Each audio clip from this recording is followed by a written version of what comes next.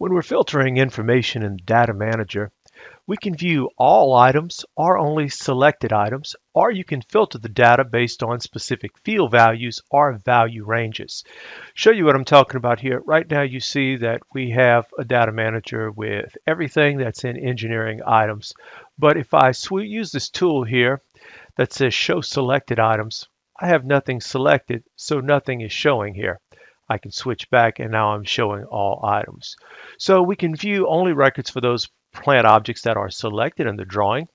In other words, selections you make determine what's displayed in the Data Manager. So if I come up and I select this line right here, and now I go to the Data Manager, and I say Show Selected Items, it's showing that primary line that I have selected. So that's one of the ways that when we have something selected, that's what's going to display. Now, when you use filters, they're going to apply to each view, each user, and each session.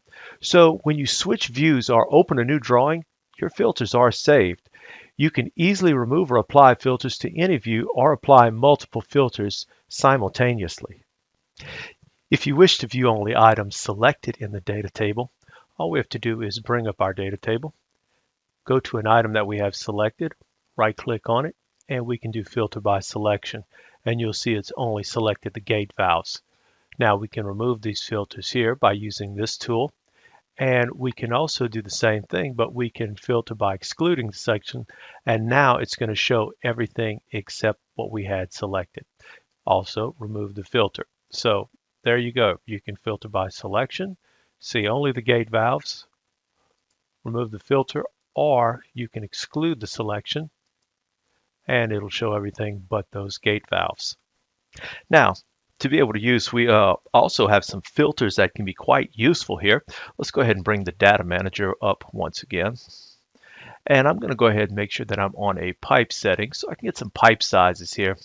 I'm going to slide this over to where we have some diameters of pipe, some nominal diameters. And I'm going to go ahead and filter out things by either greater than or less than 6 inches here. So I'll just go ahead right here, and we can actually use our angle brackets to do this. So if I want to go ahead and get the ones that are less than 6, I can put that in. And you'll see I'll get these here. We can remove that filter by clicking on this little icon right there. And then we could do the same thing, but this time we'll say those that are greater than 6. And then only the sizes greater than 6 are going to come up. We'll go ahead and remove that filter right here.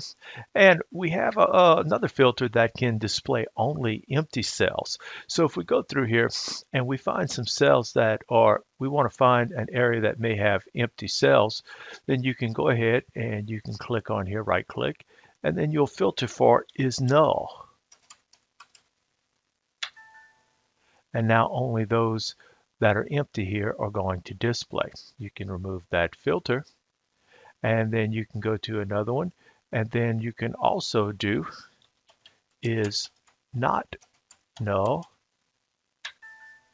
and you'll see that this category had absolutely none that were filled in.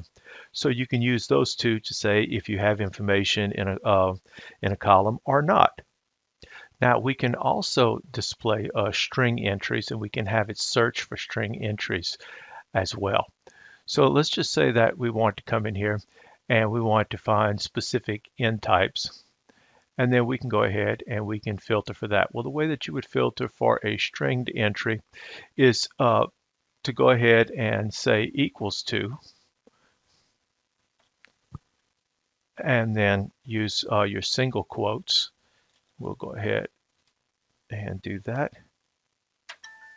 And you'll see that it's selected only those that end there.